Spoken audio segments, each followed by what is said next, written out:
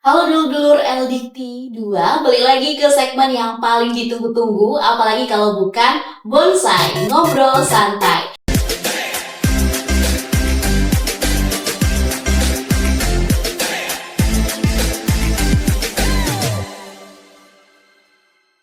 Bersama saya Luciana, mahasiswa magang dari Universitas Sriwijaya sebagai host yang akan menemani dulur-dulur pada obrolan kita pada kali ini. Nah, ada satu pantun nih ya yang akan mengawali obrolan kita. Di sawah ada itik, itik dibeli sama Dilan. Wahai Dinda, gadis yang cantik, bolehlah kita berkenalan. Di samping Uci ada mahasiswa cantik dan juga ada yang tampan-tampan nih ya. Dan ini sangat menginspirasi sekali dari aura-aura mereka karena ada dari Filmapres, Kak Najwa. Dan juga ada pemenang KKN tematik bidadari, ada Kak Rangga dan juga Kak Isan. Boleh kita perkenalan terlebih dahulu nih ya, dari KKN Kak Rangga dulu dan dilanjutkan oleh Kak Isan, selanjutnya Kak Najwa. Boleh Kak Rangga? Baiklah, perkenalkan saya Rangga Aga Saputra, mahasiswa Prodi Manajemen Universitas Muhammadiyah Palembang. Oke, Kak Isan. Perkenalkan, nama saya Iksan dari Sistem Informasi di Institut Teknologi dan Bisnis Palkomtek. Kak Najwa boleh. Kenalin, nama aku Nashwa Zulfa, biasa dipanggil Zulfa sebenarnya ya. Tapi Nashwa juga bisa. Aku juga kebetulan di tahun 2024 kemarin, alhamdulillahnya terpilih sebagai mahasiswa berprestasi juara 3 tingkat diploma di LLDT wilayah 2. Oke, keren banget ya, Kak Najwa. Ya, alhamdulillah. Terus alhamdulillah juga fresh graduate Oktober kemarin dari jurusan Kesehatan Lingkungan di Institut Ilmu Kesehatan dan Teknologi Muhammadiyah Palembang. Oke, Gitu, Kak. siap. Gimana nih kabarnya Kak Najwa dan Kak Rangga, Kak Iksan? Baik ya? Sehat ya? Ya, Sehat. Sehat. Kita ngobrol-ngobrol santai aja ya kali ini. Kali ini Uci akan tanyain dulu ke KKN, kakak-kakak KKN. Dari Kak Rangga dulu mungkin ya. Nanti boleh Kak Iksan dilanjutkan. Boleh nggak sih Kak ceritain sedikit tentang KKN ini seperti apa dan istimewanya KKN tematik bidadari ini dibandingkan dengan KKN lainnya tuh apa nih Kak? Kalau KKN tematik ini kenapa istimewa itu diikuti oleh mahasiswa se-Sumsel. Oke. Itu kalau di angkatan kami itu ada 100 mahasiswa se-Sumsel. Itu digabung dan dikelompokkan. Jadi saya dan Nisan ini dikelompokkan dan diperkenalkan. Baru kenal di KKN tematik kemarin. Oke. KKN tematik juga itu banyak berbasis ke teknologi. Kalau kami kemarin itu mengajar tentang dua aplikasi itu. Ada aplikasi Sidesi dan Sidodi. Kalau dari Kak Iksan apa nih? Dari saya sih KKN kemarin tuh benar-benar kami tuh baru dipertemukan pas di KKN itu, karena kami sama-sama nggak kenal sih dari sebelumnya belum universitas-universitas. kenal sama sekali, Kenal sama oke. sekali. Benar kata si Rangga tadi, itu dari beberapa universitas di Sumatera Selatan digabung, terus kami dipecah ke beberapa desa-desa di OI, Ogan Ilir itu. Nah, terus kami juga punya program kerja sendiri dari prodi kami, sesuai prodi kami untuk desa tersebut juga, Kak. Bagi kakak nih ya, istimewanya KKN ini dibandingkan KKN lainnya tuh apa nih Kak? Menurut kakak, pendapat kakak nih, dari Kak Isa dulu mungkin nih.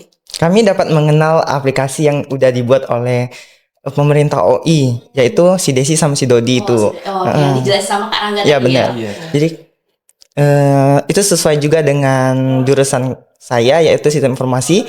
Jadi saya dapat belajar tentang aplikasi yang sudah dibuat. Oke, dari Kak Rangga nih, apa nih? Istimewanya ya bisa menambah relasi baru, lebih luas. Jadi menambah teman baru, bukan hanya di universitas. Jadi ada teman baru dari universitas lainnya juga, Kak. Oke, ya sih pasti tentu ya Kak, kita bisa dapat relasi ya dari KKN itu. Oke, aku mau nanya ke Kak Najwa nih. Kak Najwa boleh nggak nih dijelasin ke dulur-dulur sekalian, Filmapres itu apa sih Kak? Dan juga hal yang menarik nih ya Kak, yang menjadi istimewa dari Filmapres yang Kakak ikuti itu seperti apa? Oke. Pemilihan mahasiswa berprestasi ya Kak, atau yang kita sebut Filmapres, ini sebenarnya kayak ajang yang diadakan untuk mencari mahasiswa yang gak cuma unggul di bidang akademik, tapi juga aktif di berbagai kegiatan non-akademik, contohnya organisasi, penelitian, dan sebagainya gitu, Kak. Terus juga penilaiannya juga itu komprehensif menurut aku ya, karena bukan cuma dari nilai akademik tadi, bukan cuma dari IPK yang dilihat, juga bahasa Inggrisnya, public speakingnya gitu. Jadi harus pintar bahasa Inggris ya Kak ya? Iya, secara nggak langsung ya gitu ya, walaupun nggak ada syarat wajib harus bisa bahasa Inggris, tapi nanti di seleksinya ada gitu loh, ada seleksi dalam bentuk bahasa Inggris gitu diskusinya. Terus juga apa ya? Pokoknya hal-hal serupa lah ya, pokoknya gitu. Terus kalau yang istimewa sih, istimewa banget lah ya, itu menurut aku ya, berkesan banget ikut Filmapres ini, karena kita bangga ada di lingkungan orang-orang hebat gitu kan, orang-orang yang dia nggak cuma unggul di satu bidang, tapi di berbagai bidang gitu kan. Terus juga secara nggak langsung itu ngajarin kita beberapa soft skill, contohnya kayak public speaking kita makin diasah, terus juga ngasah problem solving kita, dan juga kontribusi kita ke masyarakat gitu. Soalnya ikut Filmapres ini kita kayak nyumbang sebuah karya gitu. Jadi nggak cuma untuk mahasiswa di universitas, tapi juga untuk di luar masyarakat luas. Iya, betul Kak. Jadi kalau bisa itu kita kan mengajukan proposal nih Kak. Nah, proposal itu sebuah karya yang kalau bisa itu bermanfaat untuk masyarakat nanti gitu. Oke, aku mau nanya lagi nih ke Kak Nashwa. Kak Nashwa, kira-kira pengalamannya pas waktu ikut Mawapres ini seperti apa nih Kak? Kalau pengalaman jujur ya, aku benar-benar nervous ya. Jadi satu loh, pokoknya nervous, overwhelmed, apalagi ya, pokoknya seneng juga ada dan gugup ada, jadi satu campur aduk gitu kan. Tapi kan di sisi lain kayak aku sempat ragu gitu kan Kak, iya beneran aku ikut apa enggak gitu kan, karena aku ngerasa kayak masih kurang apalagi percaya diri gitu kan Kak. Enak loh kalau misal cuma batas perguruan tinggi gitu kan. Bener-bener. Ya walaupun kita disaingin sama orang-orang hebat di perguruan tinggi kayak masih percaya diri, tapi kalau udah di luar itu bayangin aja Kak, saingannya wilayah 2 kan bubble nih, Lampung, terus juga Sumsel, ya terus satu lagi Bengkulu, itu kan gak cuma swasta ya, sedangkan aku dari swasta gitu kan, dan disaingin sama anak-anak negeri gitu kan, udah kayak aduh gimana nih gitu kan. Tapi ya selagi ada kesempatan, kenapa sih ini, apa salahnya gitu kan. Gitu kan. Jadi kita coba aja deh gitu. Sampai akhirnya jadi Mawapres nih. Iya, alhamdulillah ya. Aku mau nanya nih ke Kak Rangga dan juga Kak Ihsan. Ada nggak sih Kak pengalaman-pengalaman yang menarik nih ya Kak, yang Kakak alami selama KKN kemarin? Boleh nih dijawab langsung berdua atau mau satu-satu dulu nih, dari Kak Ihsan atau Kak Rangga? Dari Kak Ihsan dulu mungkin. Oke, boleh. Kak Ihsan boleh diceritain. Hal-hal menarik dari KKN kemarin itu kami makan burung. Makan burung hasil tangkapan dari masyarakat sana, sumpah. Itu bener dikasih atau kayak langsung dikasih gitu aja ya Kak? Iya, mereka tuh malam-malamnya tuh kayak berburu gitu kan ke hutan-hutan. Terus datang-datang udah dapet buruan burung-burung gitu. Udah dimasak gitu ya Kak? Belum, masih utuh, masih hasil tembakan mereka. Jadi kami sama-sama bakar hasil tangkapan mereka itu Kak. Itu pertama kali aku makan burung. Kayak rasanya tuh beda dagingnya tuh sama ayam gitu Kak.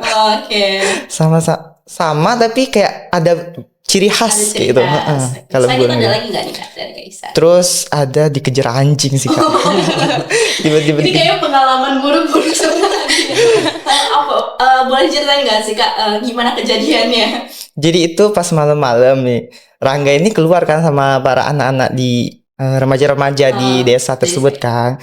Terus aku tuh masih ada di rumah gitu, di rumah tempat kami KKN. Terus aku tuh mau ketemu sama Rangga kan. Tapi suasana situ kayak sunyi, sepi gitu kan Kak. Nah, tapi ada anjing-anjing. Terus aku mau jalan, terus mereka tuh gonggongnya gitu Kak. Kayak guk langsung nggak jadi Kak. Nggak jadi nemuin Rangga, terus masuk ke rumah lagi. Karena takut Kak. Dari Kak Rangga nih, ada nggak sih Kak pengalaman yang menarik nih ya kayaknya ya? Kalau dari aku Ya mungkin dengan anak-anaknya ya, olahraga bareng dengan anak-anaknya, dan juga mandi sungai Kak. Oh. Iya, Ada jembatan sana, Iya. ada jembatan penyeberangan, semacam jembatan penyeberangan untuk motor dan pejalan kaki. Nah di sana anak-anak sering lompat dari Jadi jembatan. diajakin juga nih Kak. Jadi ikut. Ya. Ikut Tapi berenang. berarti apa ya? Anak-anak di sana dan juga warga-warga di sana tuh welcome banget ya Iya, Kak ya? welcome. Oke, keren banget ya ini. Lanjut, aku mau nanya lagi ya ke Kak Nashwa mungkin ya, ke dulur-dulur. Apa sih Kak motivasi Kakak di awal ikut Mawapres itu? Kayak ngerasa, oh ini aku yakin banget nih bisa ikut kegiatan ini dan yakin kalau bisa lolos nih kayak di Mawapres ini. Oke, kalau itu sih sebenarnya nggak jauh dari peran orang-orang terdekat kita sih ya. Benar-benar. Dukungan support gitu dari mereka, kayak dari keluarga, dari teman, sama dari dosen juga. Mereka kayak bisa kok, kamu bisa gitu kan. Kamu tuh ada loh prestasinya gitu kan. Aku sempat bilang juga, aku takut banget karena saingan kita Unip gitu kan, Bener. Unila gitu-gitu, kata aku gitu. Terus kata mereka, bisa kok, bisa. Mereka sama kayak kita gitu kan. Kamu sama kayak mereka gitu. Jangan takut buat coba gitu kan. Selain itu ya, apa ya, pengen branding diri aja sih Kak, sama banyak terinspirasi sama tokoh-tokoh yang tokoh-tokoh pendidikan kita kan. Bener-bener. Banyak cewek-cewek yang karirnya Masya Allah gitu, pendidikannya Masya Allah gitu Iya, kan. apalagi di sosial media Iya, sekarang ya, ngelihatnya Kak, kan kayak wah banget gitu kan, Oke. cewek yang di pendidikannya lah wah gitu Bagus kan. ya gitu ya. Iya, enak aja gitu lihatnya. Oke. Tuh. Dari Kak Rangga dan Kak Ihsan, apa yang memotivasi Kakak di awal kayak, oh aku harus ikut nih KKN ini gitu. Dari Kak Rangga dulu boleh kayaknya nih. Tadi di awal Kak Ihsan ya. Kalau aku ikut KKN itu ya dukungan dari dosen dan teman-teman Oh, dari iya. organisasi. Oh. Saya juga Ikut organisasi apa aktif nih, Kak? aktif di organisasi. Oh, organisasinya apa nih? Kalau boleh disebutin. Kalau aku organisasinya itu Himpunan HMPS. Kalau di ekonomi penyebutannya itu HMPSM, Himpunan Mahasiswa Program Studi Manajemen. Dan juga saya di fakultas juga ikut organisasi Pimpinan Komisariat Ikatan Mahasiswa Muhammadiyah, Kak. Oke. Jadi memang ada dukungan dari teman-teman juga Iya. ya. Oke, siap. Dari Kak Ihsan apa nih? Ya, kalau dari aku sih dari dukungan dari dosen ya sama teman-teman kan. Katanya ini nih merupakan KKN pertama di Palkomtek, karena Palkomtek itu jarang dan belum pernah sama sekali untuk KKN gitu kan. Nah, baru pertama kali ini KKN. Biasanya tuh magang di Palkomtek itu. Jadi ya udah coba-cobalah ya, kan KKN kan gitu. Gimana sih rasanya KKN dengan program studi sistem informasi gitu kan. Ternyata seru juga nih gitu. Oke, aku mau nanya lagi nih ke Kak Rangga lagi ya, balik lagi ke Kak Rangga.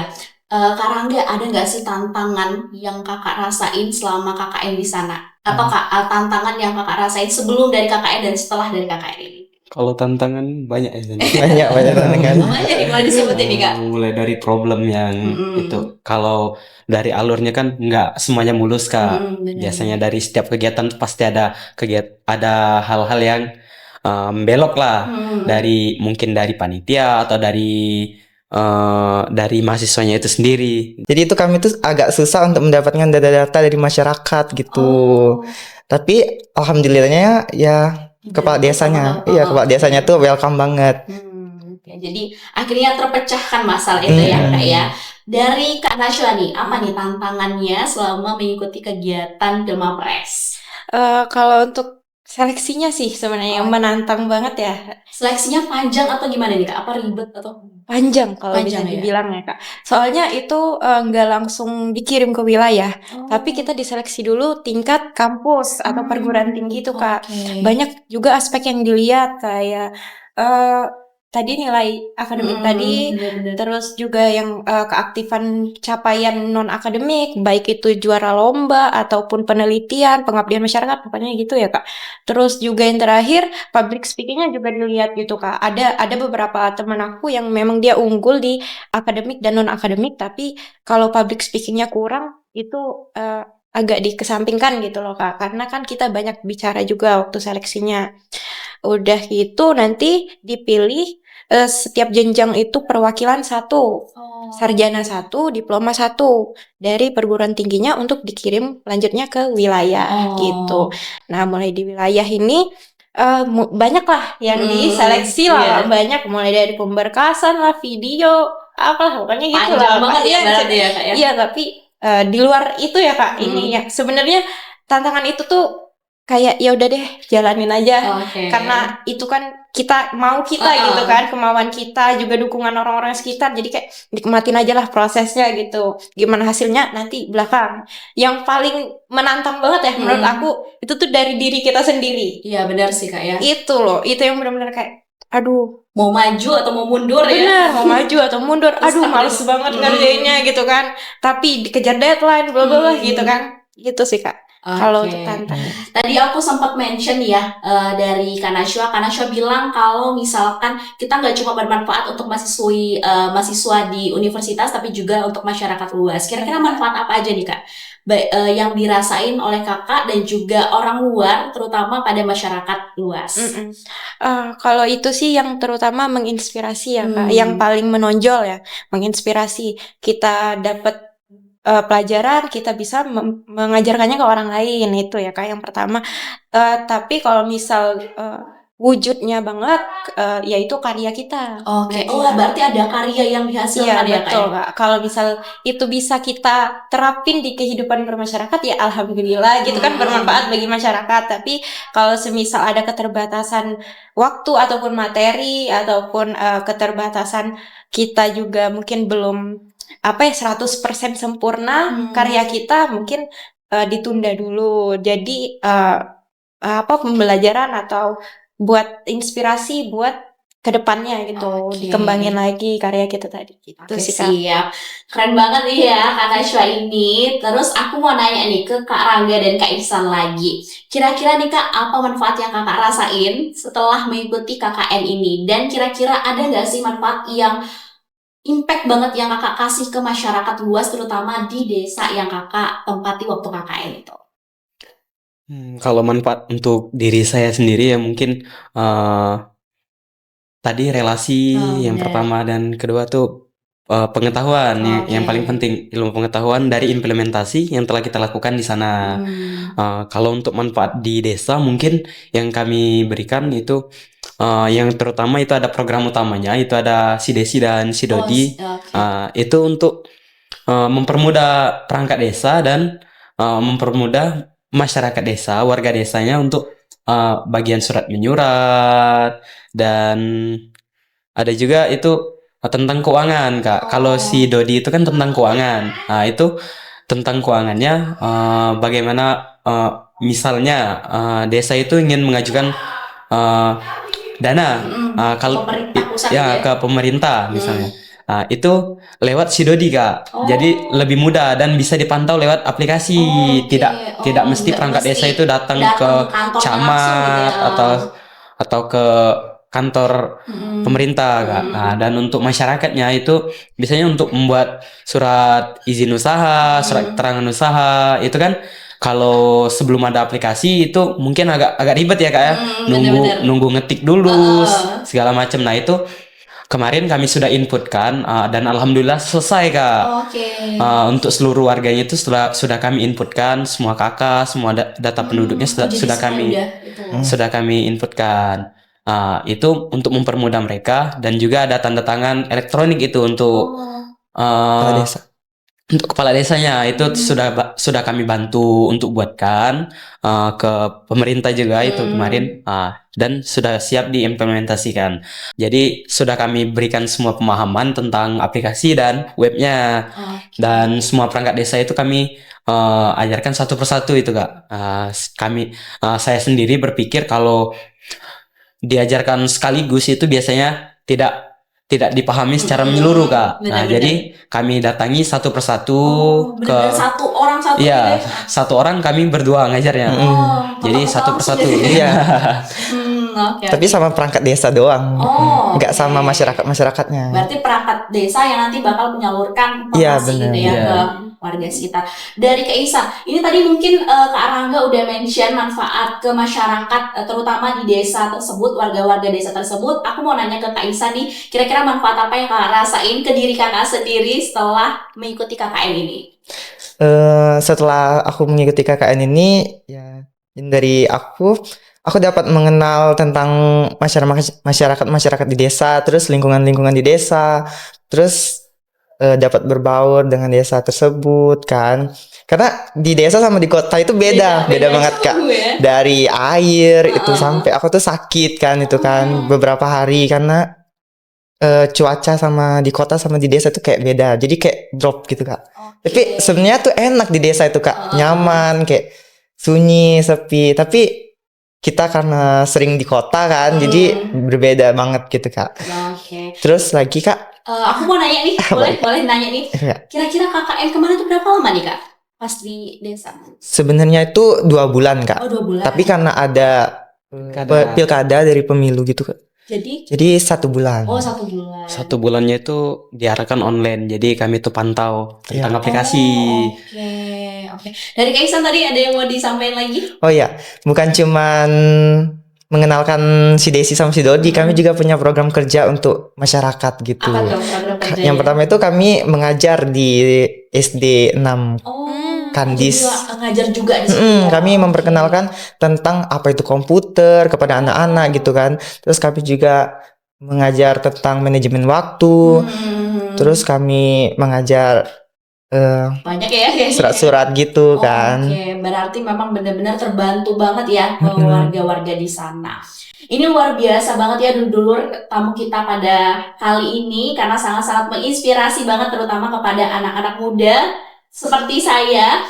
Nah, dulur, Uci mau dengerin kata-kata motivasi ini ya dari Kak Nashwa dulu ya mungkin ya. Kata-kata motivasi dari Kak Nashwa dan juga mungkin ada kalimat yang memotivasi dan jadi prinsip hidup buat Kak Nashwa nih apa nih? Sekalian kata-kata ajakan nih Kak untuk mahasiswa-mahasiswa yang akan mengikuti Pilmapres tahun 2025 ini.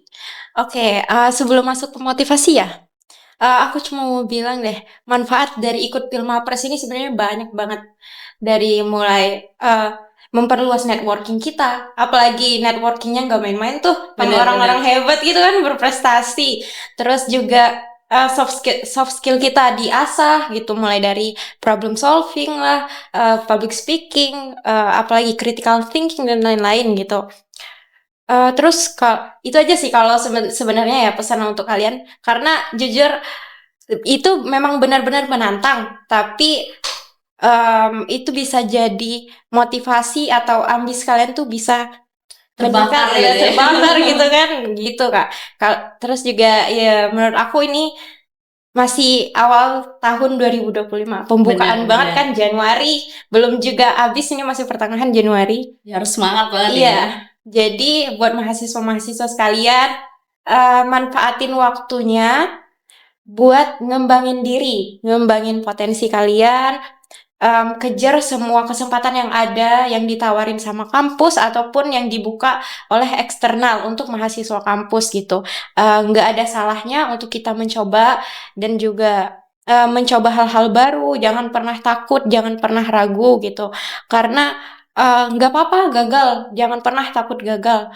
Karena dari proses itulah kita bisa tumbuh dan belajar gitu loh. Jangan cuma fokus ke hasil akhir, tapi lihatlah jadi apa nanti kita setelahnya gitu. Oke, keren banget nih dulur. Uci juga mau dengar kata-kata motivasi dan juga kalimat yang menjadi prinsip hidup nih dari Kak Rangga dan juga Kak Ihsan. Kak Rangga dulu boleh Kak Rangga? Kalau dari saya, jangan pernah takut untuk mencoba, dan juga untuk kegiatan yang kami ikuti juga itu banyak sekali manfaat untuk mahasiswa. Itu untuk relasi, pengetahuan, dan implementasi dari mata kuliah yang sudah kita pelajari. Dan ingat juga tidak ada hal hebat yang akan kita temui di depan tanpa adanya antusiasme. Dan juga selanjutnya itu ada jangan pernah takut gagal Kak. Karena sekecil apapun peluangnya, mau 0, berapapun peluangnya, itu tetap peluang. Peluang tetaplah peluang Kak. Benar-benar benar. Keren banget Kak Rangga. Boleh Kak Isan selanjutnya kata-kata motivasinya nih apa nih? Bener sih kata Kak Rangga tadi, jangan takut untuk mencoba. Karena KKN tematik ini benar-benar kita bakal mengenal tentang desa-desa itu dari kota ke desa, kita beda banget itu. Jauh banget Jauh banget perbandingannya. ya, siapkan mental kalian. Bukan KKN ya. Gak kerasa dulur-dulur kita sudah di penghujung segmen. Terima kasih banyak untuk kakak-kakak yang sangat menginspirasi luar biasa yang sudah datang ke LL Dikti 2. Terus pantengin sosial media kita di YouTube LL Dikti Wilayah 2 dan juga sosial media kita di Instagram dan juga TikTok LL Dikti 2. Salam pikir LL Dikti 2. Kami bersama Anda, kami siap melayani.